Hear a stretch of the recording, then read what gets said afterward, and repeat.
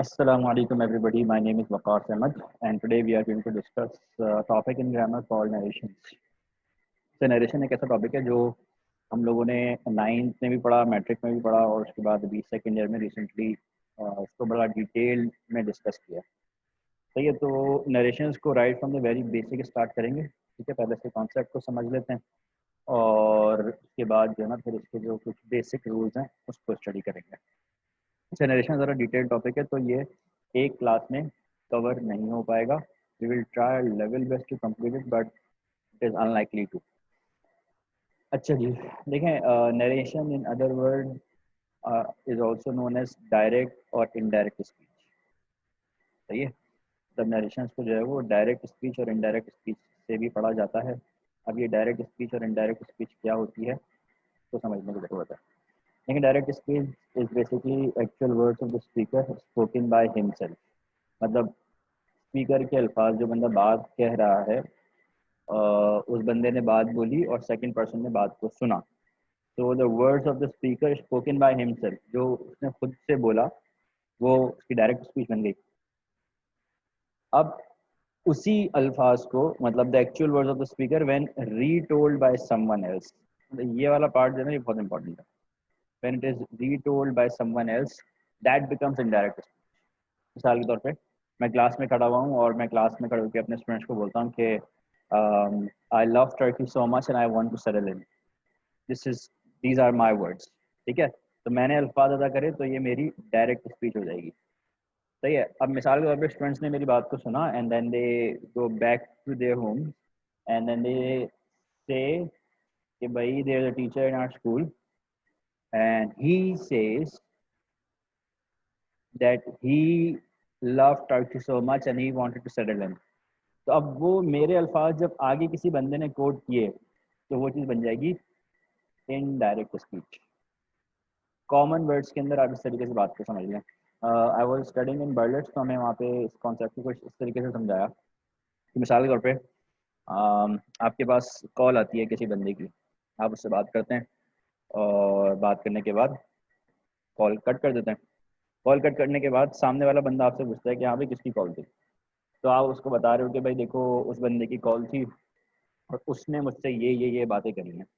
तो whatever you are discussing with that person on call that was a direct speech. और call cut करने के बाद जब आप ये बता रहे हो कि क्या बात हुई है, उसने क्या बोला है आपको, उस बंदे को जो कि सामने खड़ा हुआ है, तो ये आपकी फिर इनडायरेक्ट स्पीच होगी, because at that particular time you are repeating the words of the speaker.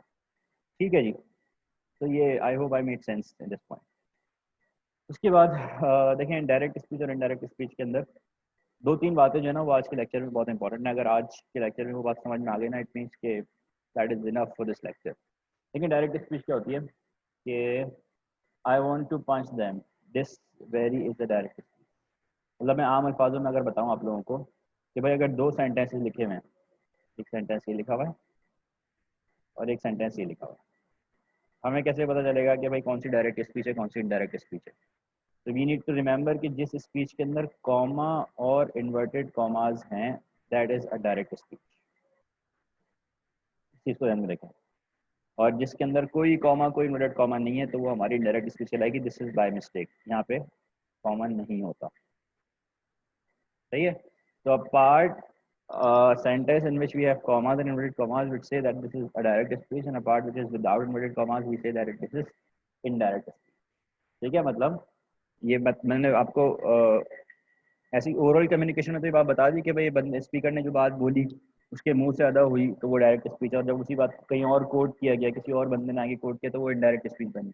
लेकिन अब अगर लिखी हुई दो बातें हैं, लिखे हुए दो सेंटेंसेस हैं और हमें उसमें से पता करना है कि भाई डायरेक्ट क्या है और इनडायरेक्ट क्या है, तो the real identification comes with commas and inverted commas. A sentence in which we have comma and inverted comma we say that this is a direct speech, and a sentence in which we don't have a comma and an inverted comma we say that this is indirect speech। सही है जी। अच्छा, ये ये वाला point था ना, ये first point था। ये दूसरा पॉइंट है याद रखने वाला। इसके अंदर क्या है कि देखें डायरेक्ट स्पीच के अंदर जो है ना दो हिस्से होते हैं।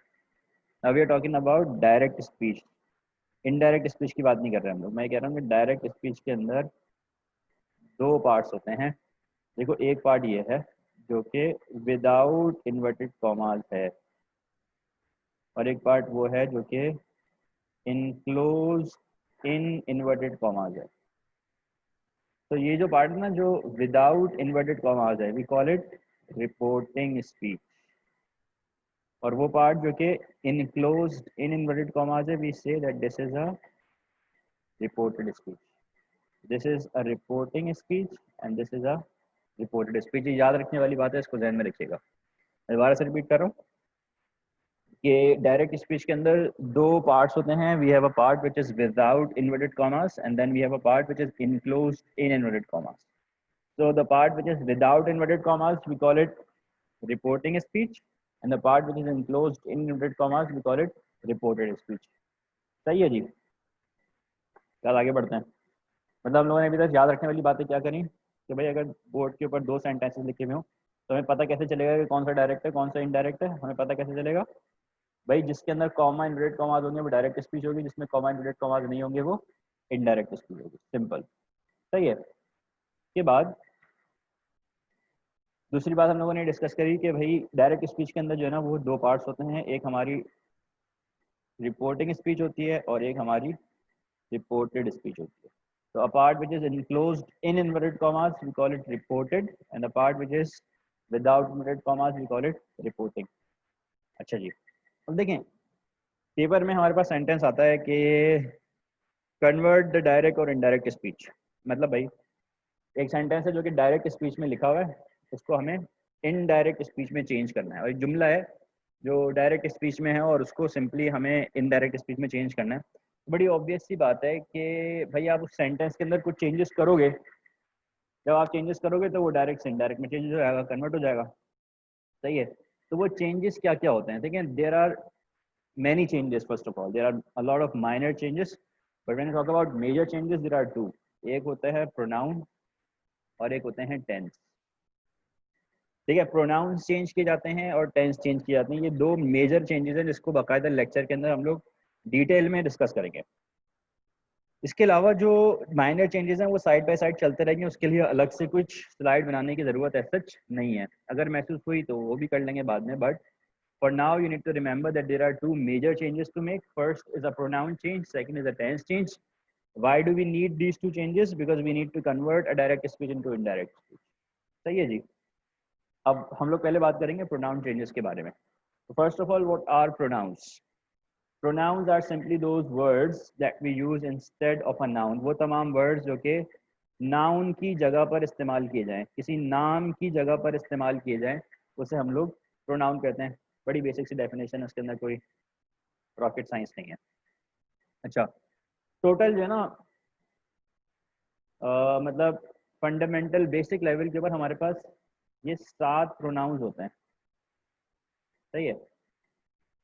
और इन 7 प्रोनाउंस को हम लोगों ने 3 कैटेगरीज के अंदर डिवाइड किया हुआ है। पहली कैटेगरी है फर्स्ट पर्सन। फर्स्ट पर्सन क्या कौन होता है? अ पर्सन हु स्पीक्स, मतलब आई और वी, ये फर्स्ट पर्सन। सेकंड पर्सन मतलब सेकंड प्रोनाउन जो होता है, सेकंड पर्सन प्रोनाउन जो होता है वो होता है you, a person who lessons. अच्छा, अब यूज जो है ना वो सिंगुलर भी हो सकता है और प्लूरल भी हो सकता है। मतलब मैं अगर किसी एक बंदे से बात कर रहा हूँ, I can say that I am going to slap you. ठीक है, I am going to slap you, ये सामने वाला बंदा जो है ना वो एक है। मिसाल के तौर पर मैं किसी बहुत बड़े मजमे से खिताब कर रहा हूँ तो मैं ऐसे बोल सकता हूँ कि I am addressing you all. ठीक है, so in English language for a second person we have one word which is you, इसके अलावा कोई वर्ड नहीं है। अच्छा जी, फिर एक होता है third person. Third person is a person whom we are talking about, जिसके बारे में बात की जा रही है। ठीक है, ये थर्ड पर्सन हो गया। अब ये दे, ही, शी, इट, टोटल 7 प्रोनाउंस है। इसमें से आई और वी फर्स्ट पर्सन है, यू जो है वो सेकंड पर्सन है, और दे, ही, शी, इट जो है वो थर्ड पर्सन है। ये first person, second person, third person की बाइफर्केशन क्यों है? इसका एक बड़ा अहम रोल है प्रोनाउन को चेंज करने के लिए। प्रोनाउन चेंजेस के अंदर जो है ना वो बड़ा एक मेजर रोल प्ले करता है, तो इसको आप लोगों ने अपने जहन में रखना होगा। ठीक है जी। के बाद एक चार्ट है जिसको हम लोगों ने याद रखना होगा। देखिए जी, ये प्रोनाउन चार्ट है। प्रोनाउन चार्ट से क्या मुराद है, हम लोगों ने प्रोनाउन के चैप्टर के अंदर जब हम लोग सब्जेक्ट ऑफ अग्रीमेंट के बाद प्रोनाउंस के अंदर आए थे तो हमने एक ऐसा चार्ट देखा था। ठीक है, तो I hope I don't need to explain this chart all over again. Basic level के मैं बता देता हूँ कि भाई ये आई की फैमिली के तमाम वर्ड्स हैं। ठीक है, I if act as subject तो वो आई होगा, एज एन ऑब्जेक्ट वो मी बन जाएगा। पजेसिव प्रोनाउन किसी चीज़ को शो करने के लिए, पोजेशन को, मिल्कियत को शो करने के लिए हम लोग माई का वर्ड यूज़ करते हैं, और अगर उसकी इंटेंसिटी थोड़ी सी बढ़ जाएगी तो वो माइन हो जाएगा। और फिर reflexive pronoun means when you are talking about your own self, तो फिर वो रिफ्लेक्सिव प्रोनाउन बन जाता है। इस प्रोनाउन चार्ट को हमें अच्छे तरीके से ध्यान में रखना होगा। अगर इसके ऊपर प्रॉब्लम हो तो आप लोग बता दिएगा, फिर वो अलग से एक जो है ना वो लेक्चर हम लोग डिस्कस कर लेंगे। अभी हम लोग आगे बढ़ते हैं। देखें, रूल्स फॉर प्रोनाउन चेंजिंग, ये है आज की क्लास का असल काम। इससे पहले जो था वो एक सिर्फ आप ये कह लेंगे प्रीफेस था एक एक्चुअल टॉपिक के लिए। देखें, there are 3 rules and out of those 3 rules the first rule says, इसको ध्यान में रखें, if there is first person in reported speech. अब यहाँ पे ना जो मैं आपको बता रहा था ना कि सबसे इंपॉर्टेंट काम क्या है, रिपोर्टेड क्या होता है, रिपोर्टिंग क्या होता है, तो अगर मैं यहाँ पे बोलूँ ना if there is first person in reported speech, तो मुझे समझ में आ जाना चाहिए कि रिपोर्टेड स्पीच कौन सी होती है। देखो, रिपोर्टेड स्पीच कहते हैं, हमने पिछले अभी थोड़ी देर पहले पढ़ा, रिपोर्टेड स्पीच कहते हैं वो पार्ट जो कि इन्वर्टेड कॉमास के अंदर हो उसे, ये रिपोर्टेड स्पीच है। ठीक है, देखा भाई, if there is first person in reported speech, first person क्या होते हैं, आई और वी। देखो इसके अंदर यहाँ पे आई लिखा हुआ है, क्या कह रहे हैं, if there is first person in reported speech we will change it according to the subject of reporting speech. Reporting speech क्या थी ये, तो लॉन्ग स्टोरी शॉर्ट ये बता रहे हैं कि भाई अगर रिपोर्टेड स्पीच के अंदर, रिपोर्टेड स्पीच के अंदर अगर हमारे पास फर्स्ट पर्सन होगा, मतलब आई या वी में से होगा, तो उसको चेंज किया जाएगा रिपोर्टिंग स्पीच के सब्जेक्ट से, जो बंदा बोल रहा है उससे। ठीक है, ये यहाँ पे जरा सा पिक्टोरियल इलेबोरेशन भी है। बाकी क्या हुआ है सेंटेंस के अंदर, सेज टू टेल्स में कैसे हो गया, ये दैट कहाँ से आ गया, इसको भी छोड़ दें फिलहाल। We are talking about pronoun changes here. ठीक है, वो भी पढ़ेंगे ऐसा ऐसा, लेकिन पहले प्रोनाउन चेंजेस को समझ लें। अब देखिए, ये आई जो है ना, ये ही में क्यों चेंज हुआ, कैसे चेंज हुआ, ये पॉइंट है असल में। देखो, ये इसलिए चेंज हुआ क्योंकि ये रिपोर्टेड स्पीच के अंदर फर्स्ट पर्सन था, और first person is always change with the subject, subject से चेंज होता है। यहाँ पे ही लिखा हुआ था इसलिए मैंने वो ही लिख दिया। ठीक है, अब मिसाल के तौर पे इसको ना हम लोग प्रैक्टिकल लाइफ से भी समझ सकते हैं। मिसाल के तौर पे